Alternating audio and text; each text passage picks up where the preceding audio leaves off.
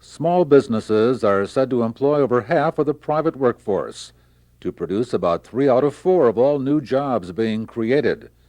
Job creation and job retention is what the Milwaukee Economic Development Corporation, MEDC, is all about. All-Star Steel Rule Dies, a small company on the city's north side with 16 employees, is one of many given a boost by MEDC. Well, the steel rule dies are mainly made for cutting out cartons, gaskets, labels, non-metal materials. And it works similar to a cookie cutter.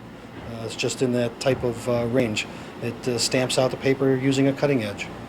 All-Star is relatively new to Milwaukee, moving to its North First Street location after several years in Butler.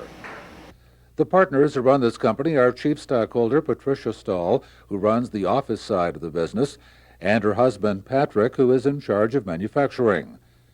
The loan they got from MEDC helped with the relocation and to get new equipment the company needed to be competitive. Well, we had help from MEDC in allowing us to buy all the new automated equipment that we have. And without MEDC, we would have not been able to have expanded the way that we needed to get into new computers and modems and the laser machine and all new equipment. And most customers do want the laser cut dies, and the automatic rule bender is real important now. It's one of the latest things in the die making industry, and we were one of the first to have it. Without them, we wouldn't have been able to do what we have done and expand. Is it something you would recommend other people look into? Oh, absolutely. MEDC makes you go through filling out some forms, but it gives you a good idea of what you're heading into. They kind of help you take a look at your business plan and make sure that you're thinking more along the lines of financial with not just only with your heart and what you want to do. You really have to be able to have the financials too. Over at the corner of King Drive and Brown Street is another example of a small business that's expanding because of MEDC. My name is Carla Allison, and you're in the Reader's Choice bookstore. Okay. I moved here to this location in October of 1995, and this is my second location. Carla says the second location wouldn't have been possible without the help of MEDC. The loan helped her buy and rehabilitate the building, which had stood vacant for about 15 years. My bookstore specializes in literature by minority authors. My specialty is the African American author, but I do carry a very healthy amount of literature by Hispanic authors, particularly for children. It seems that the Hispanic writers for adults are primarily women, so I do have a good amount of titles by women, Native American authors, and then Asian authors as well. The loan process can be frustrating for a small business person, says Carla, but it's also very beneficial. I think the process is a learning process. It's an educational process that begins the borrower on a path to detailed record keeping that is going to be necessary in the future of the business. Before the books get on the shelf, before people are going to release significant sums of money to you, they need to know that you know how to manage this kind of money, how to keep records. And so their requirements, while they are frustrating, I think they are a very necessary first step. And I would applaud the staff there in terms of their willingness to work with the person, to advise them, to counsel them, to help them begin that paper trail. The Milwaukee Economic Development Corporation was formed in 1971. Loan applications are considered by a special committee which includes representatives of Milwaukee banks, since MEDC loans are designed to work in partnership with banks. MEDC refers to it as gap lending. The loans are designed to fill the gap between the amount of capital a business can raise and money that lenders will provide. That reduces the risks taken by the primary lender. The popular Beans and Barley Market and Cafe got back into business with the help of MEDC. Leveled by a fire in 1993, the owners had to borrow money to rebuild, including a loan from MEDC. One of the things we really liked was that once they kind of fell behind us in this project and we had a lot of support, they were our strongest supporters for getting an SBA loan, because our loan has three components. It's First Star Bank, SBA, and the city. Having the city on our side was really great because they were really helpful in preparing us for what was to follow, which was financial statements of great detail and a lot of projected earnings and past earnings in comparison. So I think we worked really easily with them, and it was pretty as painful as that kind of situation can be when your business is not numbers and it's really, whatever your business is. That worked out pretty well. Lynn is one of 4 co-owners of Beans and Barley, which started a few blocks away as a small natural food store. With a restaurant, deli, and grocery, it now employs about 90 people. We try to stay away from products that are laden with preservatives or additives. We try to do the best we can. We're not we're not big sticklers on what people should eat, because I think our clientele is very diverse, and we have sugar, we have honey, we have a pretty full spectrum of products to suit a lot of tastes. The owners of this business, like the others, agree the process of getting the loan can be as important as the money. And the loan part is, I think, only about less than 10%, or around 10% of the entire loan package of those 3 components. But I think that the financial help that they gave us was critical for us, because they were so clear in outlining what we had to do and when we had to do it. You've heard a lot about MEDC lately because of this development, Miller Park, and a $15 million loan for the stadium by the city. Backers say the money to be bonded in the 1997 budget is by far the largest single loan MEDC has handled, but like all their loans, important in the overall development. Aldermen were told that MEDC's small business loans in the last 4 years leveraged 5 times that amount in investment capital. To put things into perspective, just in the last 4 years, from 1991 to 1995, as part of the Milwaukee Economic Development Corporation, and both Alderman Pratt and myself, along with the comptroller, representatives of the mayor's office, and people from the private sector, sit on the Milwaukee Economic Development Corporation. During that 4-year period, there have been loans in a total of $220 million in the last 4 years. Alderman Colwitz added the loan activity has provided nearly 600 new jobs, more than half for women and minorities. While many of the MEDC loans do go to minority or women-owned businesses, most of its money is not specifically set aside for those purposes. Hoping to help more of them, aldermen have gone on record in support of an additional $5 million loan fund that would be for the exclusive use of women, minority, or disadvantaged businesses. So what we're saying is that for MBE, DBE, WBE businesses citywide, and secondly for any eligible business that's located in the community development block grant area. In the past few years, MEDC has increased its capacity to serve the business community and continues to look at ways to streamline the loan delivery system. And as companies repay their loans with interest, the money will continue to be available for investment in future projects. We continue our look at the job creation activities of the City of Milwaukee now with Patrick Walsh, Deputy Commissioner of the Department of City Development, and Evelyn Beal, Executive Vice President of the Milwaukee Economic Development Corporation. Welcome to Insight Milwaukee, first of all. And let's begin with a brief review of the purpose and the makeup of the Economic Development Corporation. Well, Tom, it was set up quite a while ago, back in 1971, and it has changed in some respects over the years.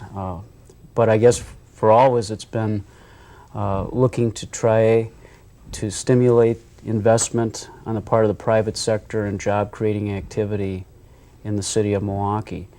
And the idea is that, if we can promote that activity, it's going to provide jobs and tax base for Milwaukee. Evelyn, how do you go about providing that help for the businesses? How does what you do help them? We work with small businesses to provide financing. We usually work with a bank or savings and loan, and the small business must have some money of its own to inject into the project. What kind of money do they have to have? Is there a minimum that they're required to have, or does that depend upon the program? The minimum requirement is 10% of the project cost. And by project cost, we define the project as what needs to be done, whether it's the purchase of land, constructing a building, purchasing some equipment, or for women and minority-owned businesses and providing some working capital. Why did the city decide to get involved this way? This is not obviously meant to be a replacement or to take over for the private sector. Why did the city get involved? Well, I think that's really the key to the design of the program. We aren't looking to substitute for bank lending, nor are we interested in replacing the capital that a small business really needs to be able to put into a project. The idea is to fill the gap that sometimes exists. People that want to go into business, that even are in business, have a hard time leveraging the kind of financing that they may need to do something. And so we help. We help to try to build a partnership, if you will, between the business owner, the lending community, and the community itself. Our money is more or less, it's the community's contribution to what is deemed to be a worthwhile project, something that's going to add value to the city, and it's something that we're willing to take a risk on by providing some of the financing that's needed. We don't provide all of the financing, and we do look to have people that are going to be benefiting from our help, that they have to have money at risk too, which is where Evelyn mentioned the 10% requirement. Let's talk about the kinds of businesses that you might help. What kinds are eligible? What kind of business might not be eligible for your program? Basically, all businesses, with the exceptions of taverns, liquor stores, any type of pornographic stores or so, would be eligible.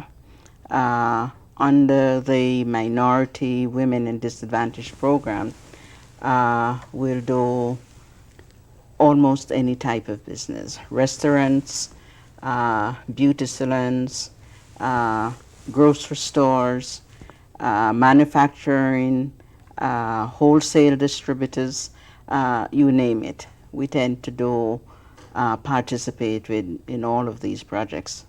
Someone who has an idea in that area thinks that maybe they can take part in the Economic Development Corporation program, one of the programs. What do they do first of all? Do they contact you? What kind of information do they need to bring to you to tell you about their idea? Depending on if it's a startup company, they'll probably contact us or contact their bank.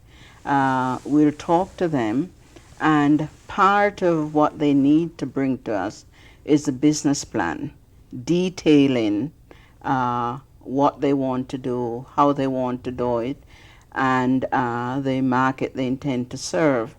And based on that, once they've produced the business plan, we'll set up a meeting to discuss the next step, where they need to go, any other type of information we need, and taken from there. If it's an existing business, then we're going to be looking at financial statement, both personal and corporate financial statement.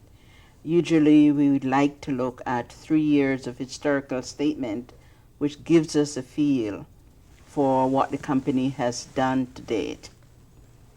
As we've seen in our report that preceded this interview, the people there said that you do put them through a few hoops, but it was a good process, that they learned a lot more about what they should be doing with their business, things that they never thought about before, financial planning, future, what they might expect to be doing 3 years down the line. So you do put them through quite a few hoops. What about the payback? What about the impact of these programs once you've helped everyone? What kind of a payback do we see from them? Well, we focus heavily on job creation. You know, if you look at the long history of MEDC, and we do try to track how we're doing, and we look at job creation, I think, as maybe the key to what we do. And what we've been doing now for maybe the last 5 or 6 years is surveying those companies that we have helped, and finding out if they've been able to create the employment that they thought they were going to create. And we're pleased that, and we've been doing this every year now for that 5 or 6 years, we're pleased to see that as a whole, these businesses are creating the employment that they were projecting. Some of them do better, and some maybe fall short, but taken as a whole, they're able to create the jobs. We also, one of the goals that we have is that we get paid back. We're very thoughtful about doing projects because we want the projects to succeed, but success also means that we get our money back. Let's talk about where those dollars do come from, the money that is available for the loan program. Well, a lot of the money that MEDC has in its direct control is money that has come to the corporation through the city of Milwaukee, but originating from the federal government in form of different grant programs that many of which are no longer available, but we've been able to retain the money. And as repayments have come in, we've been able to re-lend it out. And the other primary funding source is the Small Business Administration, which has been our partner in a lot of our loans going back to 1980. And Evelyn is our kind of point person in dealing with the SBA. And for the last 5 years, we've steadily increased the amount of participation that we've had with the SBA, and that's important to us because the more help we get from the SBA, the less we have to rely on using our own direct funds, and we can then make those funds go further. So that's been important to us. And I should say too that there are corporations like ours all around the country. There are probably some 400, 500 corporations like ours that work with the SBA. And because of some of the efforts that we've made here in Milwaukee, we continue to enjoy a special status with the SBA. I think there are only some 25 corporations that are participating in their preferred lender program, which is an indication that you're able to do the paperwork that you have to do in an orderly manner and work closely and well with the SBA. We're talking a lot about companies, businesses that have been helped in the city of Milwaukee, but you do go beyond the city limits. You go beyond the county limits in some instances. Perhaps you could explain that, and whether there is a special preference perhaps given to different areas of the city, or beyond disadvantaged minority women businesses? What kind of other specific programs might you look at? As Pat mentioned, we do use the Small Business Administration under what is known as the SBA 504 program. Under that program, we are allowed, or MEDC actually issues debentures that are sold, and the funds are used to loan to various companies, actually 40% of the project cost, up to $750,000. Using the 504 program, we go outside the city of Milwaukee, and in fact outside the county. We are certified to provide financing in Waukesha, Ozaukee, Washington, and Milwaukee county. MEDC mainly does financing with manufacturing companies, wholesale distributorship, and occasionally some other commercial companies. As we said, up to 40% of the project cost will come through the sale of the benches. The company comes up with a minimum of 10%, and the bank, and there must always be a bank or savings and loan, they will loan up to 50% of the project cost. And this is all geared towards job creation. Yeah. I was going to say, Tom, the program that Evelyn is describing is one that does not involve the use of any of the funds that the city of Milwaukee has given to MEDC to use. In all cases, when loans are made by MEDC outside of the city of Milwaukee, we're using monies that originate from, SBA debenture sales. We're not using the funds that were given to us to invest in the city of Milwaukee. So we accomplish a number of objectives when we operate this program. We generate fee income for MEDC.